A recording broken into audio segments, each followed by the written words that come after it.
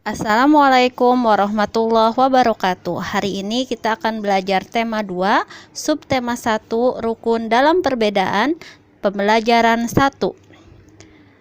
Tujuan pembelajaran, muatan IPA, siswa mampu menjelaskan cara tumbuhan menyesuaikan diri terhadap lingkungan. Teman-teman bisa buka Quran surat Toha ayat 53 yang artinya, yang telah menjadikan bagimu bumi sebagai hamparan dan yang telah menjadikan bagimu di bumi itu jalan-jalan dan menurunkan dari langit air hujan, maka kami tumbuhkan dengan air hujan itu berjenis-jenis dari tumbuh-tumbuhan yang bermacam-macam. Ini ayat Al-Quran tentang tumbuhan yang Allah ciptakan bermacam-macam. Mari masuk ke materi ciri-ciri khusus tumbuhan.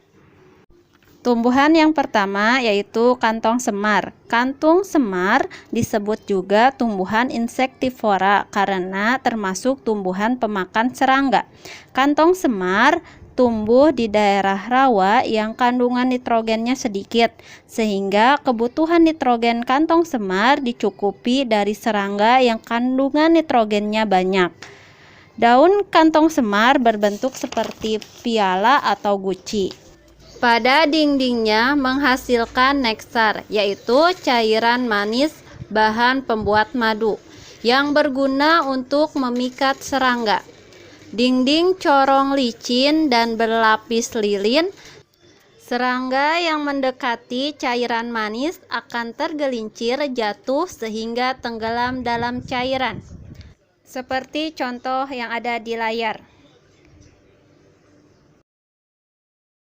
Teman-teman bisa perhatikan video di atas. Inilah proses bagaimana kantong semar mendapatkan mangsa.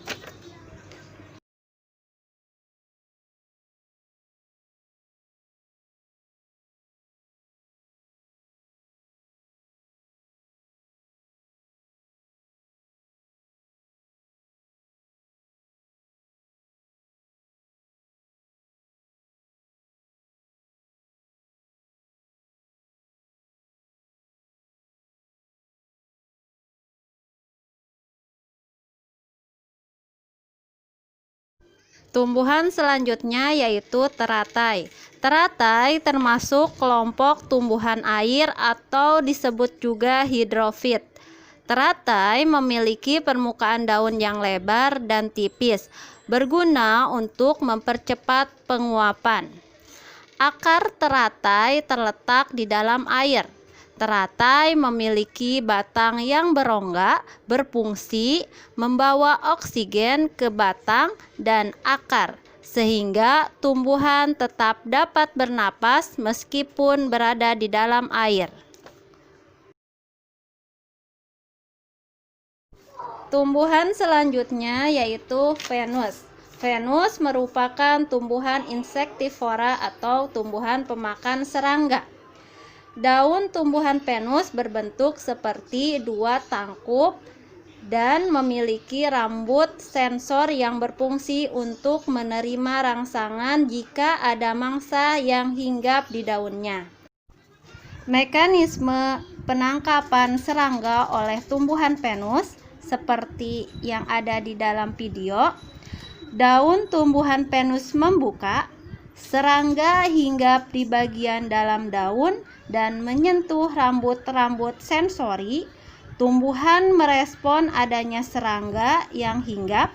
Dengan cepat, daun akan menutup sehingga serangga tidak dapat lolos dari daun.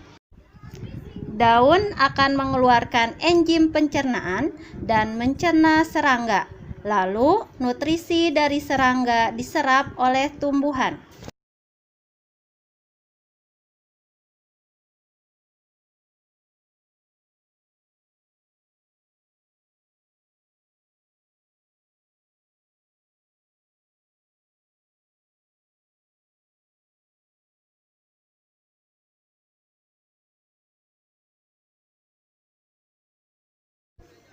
Video yang teman-teman lihat ini adalah proses tumbuhan Drosera menangkap mangsa. Tumbuhan Drosera mengeluarkan nektar dan aroma yang dapat memikat serangga yang ada di sekitar tumbuhan. Serangga tersebut akan terperangkap oleh zat lengket yang dihasilkan oleh tumbuhan Drosera.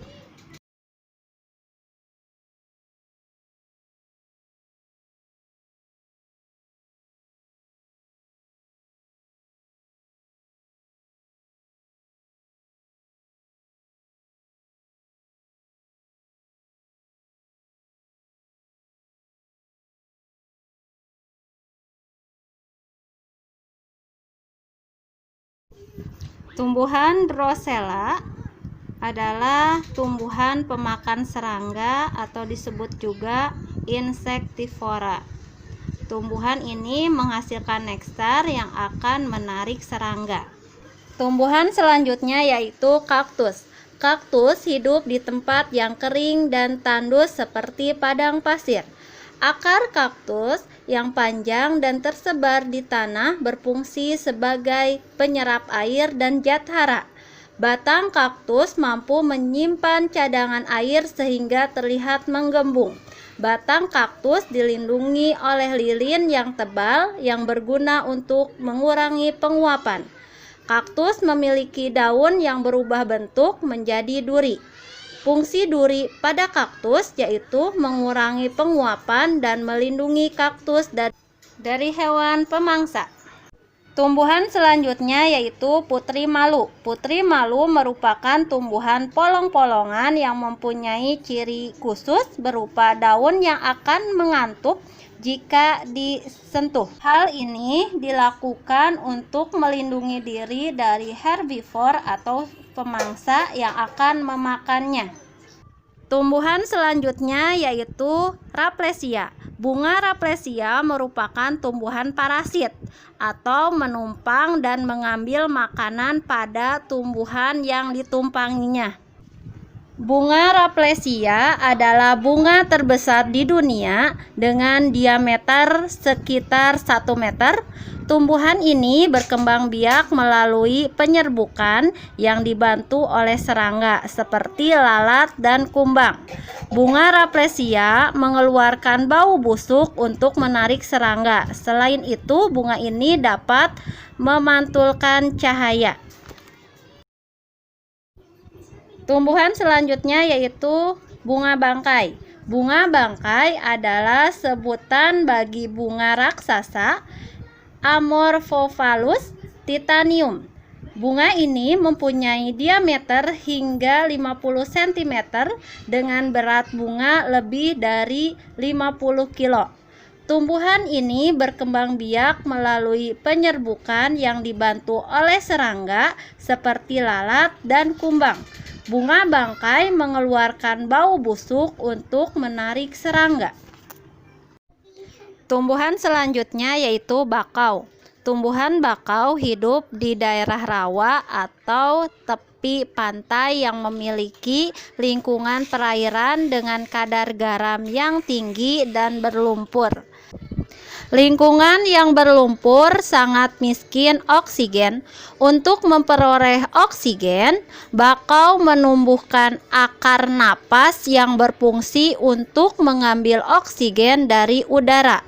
Untuk beradaptasi dengan genangan air yang kadar garamnya tinggi, tumbuhan bakau mengumpulkan kandungan garam yang diserap di dalam daun tua, kemudian menggugurkan daunnya itu.